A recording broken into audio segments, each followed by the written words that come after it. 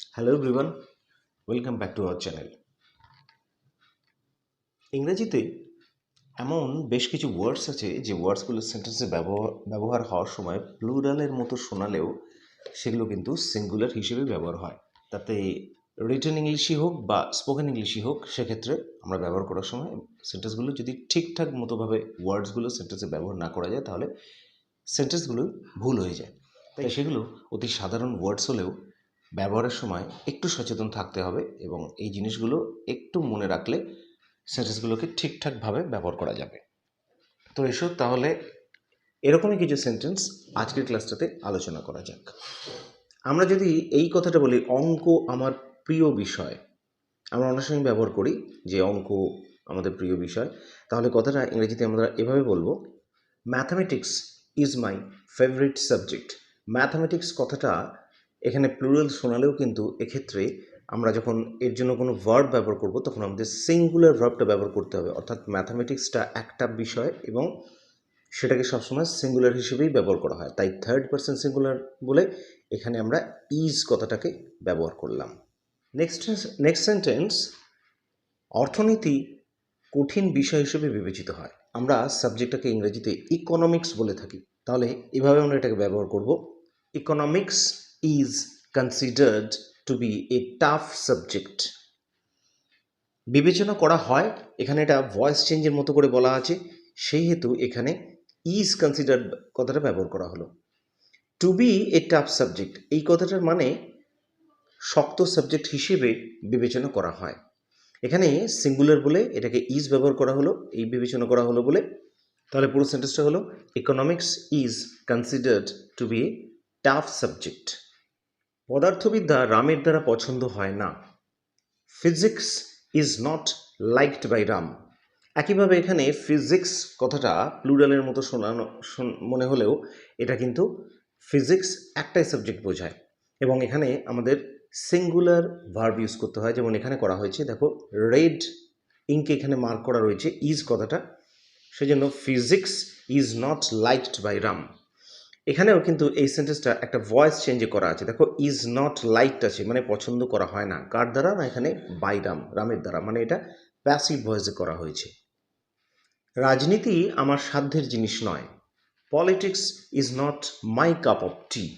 এটাকে ঘুরিয়ে এইভাবে কথাটা বলা যেতে পারে, মাই কাপ অফ টি কথাটার মানে কোনো পছন্দের বিষয়কে মিন করা হচ্ছে।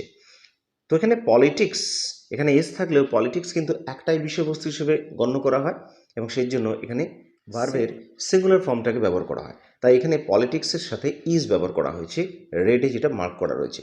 তাহলে politics is not my cup of T, politics বিষয়টা আমার সাধ্যের জিনিস নয়। ভারতে অ্যাথলেটিক্স জনপ্রিয় নয়। অ্যাথলেটিক্স মানে তোমরা জানো, যারা দৌড়দৌড়ি করে, খেলাধুলা করে, তাদেরকে অ্যাথলেটিক্স বলা হয়। Athletics is not popular in India. Athletics জিনিসটাকে বা বিষয়বস্তুটাকে এখানে সিঙ্গুলার হিসেবেই ধরা হচ্ছে, তাই অ্যাথলেটিক্সের সঙ্গে ইজ ব্যবহার করা হয়। পপুলার কথাটার মানে জনপ্রিয়। খবরটা গতকাল শোনা গিয়েছিল। নিউজ মানে খবর, এই কথাটা আমরা প্রায় ব্যবহার করে থাকি। নিউজ কিন্তু যখনই ব্যবহার করা হবে তখন কিন্তু সেটা সিঙ্গুলার নাউন হিসেবে ধরা হবে এবং তার সাথে ভার্ব যখন আমরা ইউজ করব তখন সিঙ্গুলার ভার্বটাই ইউজ করব। তাহলে এখানে কথাটা হলো, the news was hard yesterday, খবরটা গতকাল শোনা গিয়েছিল।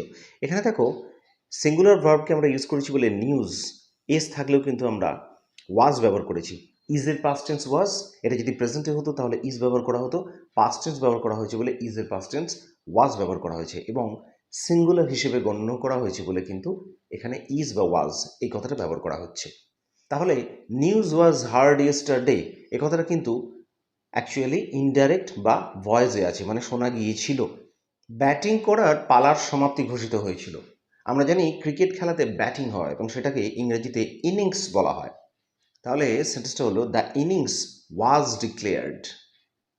এখানে ইনিংস প্লুরালের মতো শোনালেও কিন্তু একটা ব্যবহার করা হচ্ছে এবং ঘোষিত করা হয়েছিল, এটা পাস্ট টেন্সে আছে বলে ইজের পাস্ট টেন্স ওয়াজ ব্যবহার হয়েছে।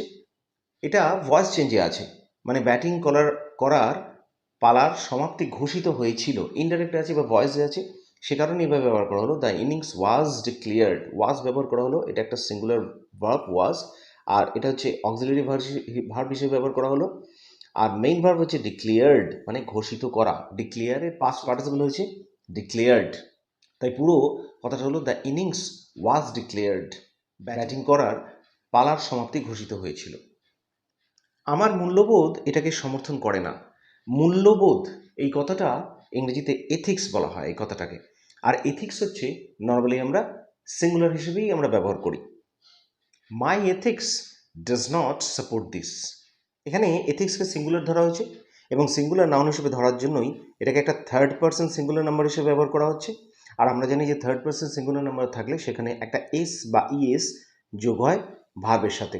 যেহেতু ভার্বের শেষে ও আছে সেহেতু আমরা ইএস যোগ করব, মানে ডু এর সাথে ডাজ হবে। সে কারণেই হয়েছে মাই এথিক্স, মানে আমার মূল্যবোধ ডাজ নট সাপোর্ট দিস, এটাকে সমর্থন করে না। আমরা জানি এখানে ডাজ এই কথাটা হচ্ছে একটা অক্সিলারি বা হেল্পিং ভার্ব, এবং সাপোর্ট এই যে কথাটা এটা হচ্ছে একটা মেইন ভার্ব। আর মেইন ভার্ব আর অক্সিলারি ভার্ব এই দুটোর মাঝখানে দেখো একটা নট বসেছে, যেহেতু এটা একটা নাবাচক সেন্টেন্স। তাহলে পুরো কথাটা হলো my ethics does not support this, আমার মূল্যবোধ এটাকে সমর্থন করে না।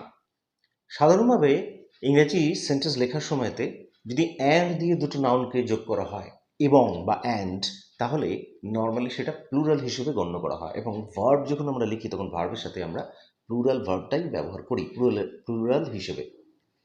কিন্তু এমন কিছু কিছু জিনিস আছে যেগুলোর ক্ষেত্রে দুটো জিনিসকে একসাথে সেই জিনিসগুলো বিবেচনা করলেও সেক্ষেত্রে তাদেরকে সিঙ্গুলার হিসেবে ধরা হয়, এবং সেগুলো জানতে জানতে শিখে যেতে হয় যে এমন কোন ধরনের জিনিসগুলো যেগুলোর ক্ষেত্রে ব্যবহার করলেও সিঙ্গুলার হিসেবে ব্যবহার করা হবে, দুটো জিনিস থাকলেও বা প্লুরাল থাকলেও।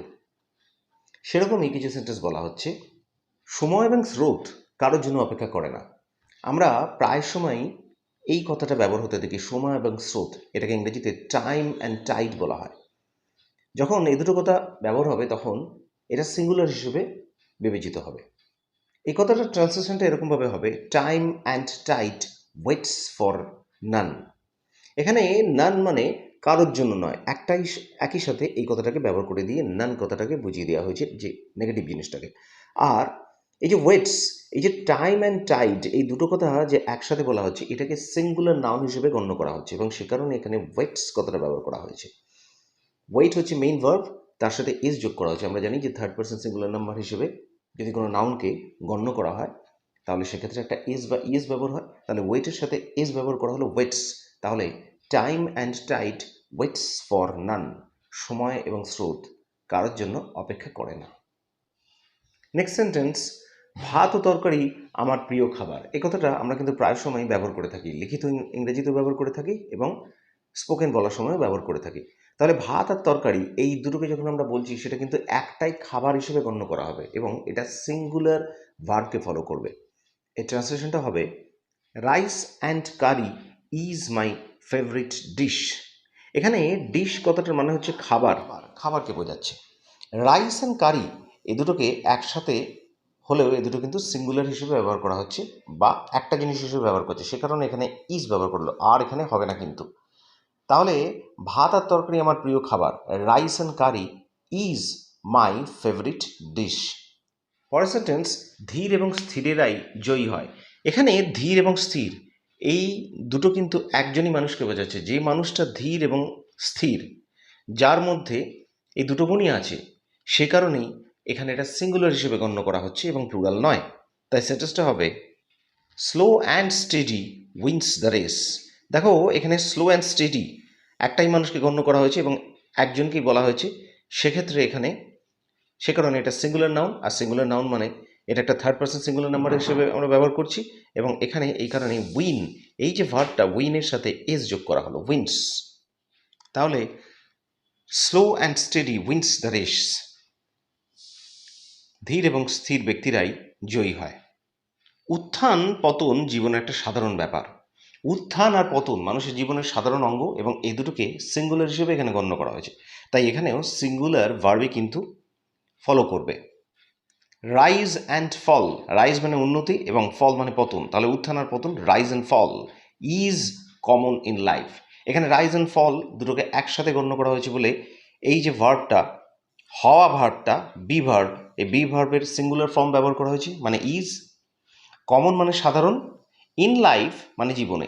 তাহলে rise and fall is common in life. উত্থান এবং পতন মানুষের জীবনে একটা সাধারণ ব্যাপার। তো স্টুডেন্টসরা আজকের ক্লাসটা ছিল এই অবধি। আশা করি এই যে সেন্টেন্সের সিঙ্গুলার এবং প্লুরালের ব্যবহার বা ধারণা, এটা তোমাদের নিশ্চয়ই রিটেন ইংলিশ এবং স্পোকেন ইংলিশ দুটোর ক্ষেত্রেই কাজে লাগবে। ভিডিওটা কেমন লাগলো জানিও, লাইক করো, শেয়ার করো। দেখা হচ্ছে আবার নেক্সট ক্লাসে তোমাদের পছন্দের কোনো ভিডিও নিয়ে।